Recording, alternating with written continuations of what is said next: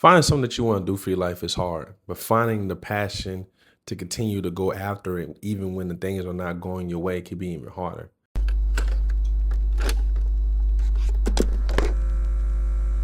So these are 5 ways I think could keep you going. How to stay disciplined, how to stay on your path, how to stay on your grind. These ain't anything that reinvent the wheel, but I think my take on it might help you kind of understand a little bit better on how to pursue those things. And the first thing we need to talk about is being disciplined over motivation. I think motivation is good. I think we get they give it a bad rap about motivation, but it's the initial jump start to get you going on the path that you want to choose, right? And at the same time, you gotta think about it like without the motivation, without the passion, without all the things that make you want to do a thing, you're not going to want to pursue a thing in the first place. So discipline kind of go out the window without the motivation. I think motivation and discipline go hand in hand. But what keeps you going and what keeps you at ease is the routine of being disciplined while motivation is not there. And in between the discipline, in between the pursuit, you get a jumpstart motivation a little here and there to keep you and remind you why you do what you do. But you have to be disciplined in that pursuit without feeling like, man, this isn't working. You gotta put your head down and work. And it gets tough sometimes because a lot of times it's gonna get hard when the things are not going the way you want it to go. Why do people struggle to stay disciplined? Because they look for motivation instead of structure. And that leads me to my next point. My next point is you gotta do it when you don't wanna do it. You gotta do it when you don't wanna do it. And not in the sense of that part of being disciplined, but you got to do it in the sense of it doesn't matter the outcome. We're doing it for the love of the game. It doesn't matter the outcome. We're doing it for the love of the game. We're doing it because I made a promise to myself, and that's one of the points I have now. I'm looking down because I have some ideas that I write down, but you have to do it because you made a promise to yourself, and that initial motivation, that initial idea that you had, that should keep you going. That initial thought that you had, you got to pursue that. The initial reason of doing these things, you got to keep that with you. When things are not going right, when things are going wrong, when things are not looking right, when your life is looking bad, you got to do it anyway. You get back to the basics, get back to whatever you're pursuing, getting back to whatever it is that you want to pursue, right? You're the only one that got that vision. You're the only one that, in a way, understands what you're looking at. Fuck your tired body, fuck that unmotivated mind, and get out there and do it anyway. In your life. And that leads me to another thing. You gotta eliminate all the distractions. And not the distractions, sometimes TV, people, negativity, eliminate that from your life. That could be a distraction. That could be a derailment. You know what I'm saying? When you bring your idea to people, stop bringing your idea to people. Stop bringing what you're trying to pursue to people. Keep it to yourself because it's innocent, right? And when you try to explain to people what you're trying to do, they're not going to get it. And they're going to critique it because sometimes they don't come up with it. And you don't realize that some people hate.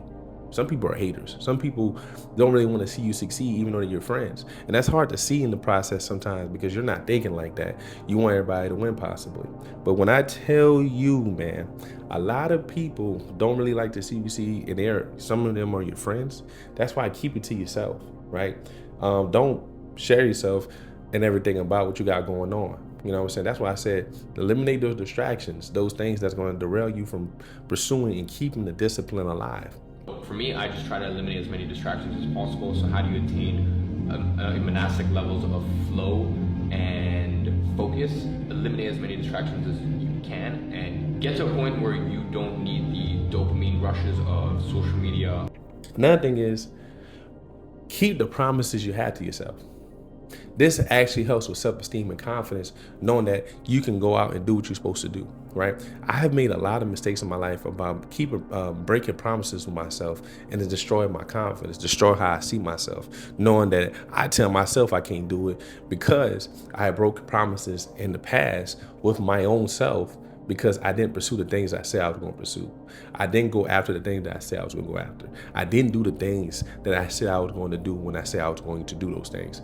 And I promise you, when you win those small victories with yourself, it goes a long way. Not saying that you capitalize on the things that you're trying to do, but at some point, those things come to fruition because you started off working hard, doing what you have to do, and you made those promises to yourself and you kept those promises to yourself. You didn't quit on yourself. You didn't stop when it got hard. You made it and you did it.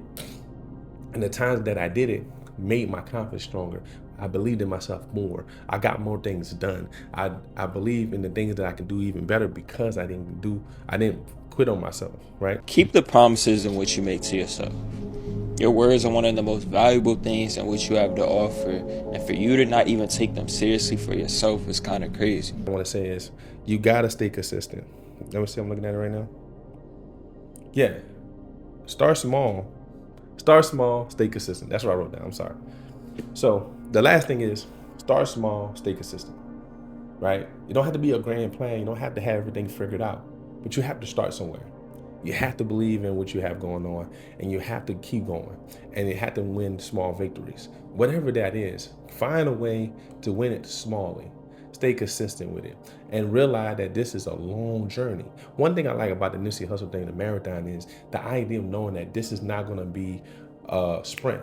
This is going to be a very long race. This is going to take time and years, and whoever can outlast each other is the one that's usually going to win this, right? And I think that's where you got to stay. Man, I got to stay in this marathon. I got to stay in this race, you know?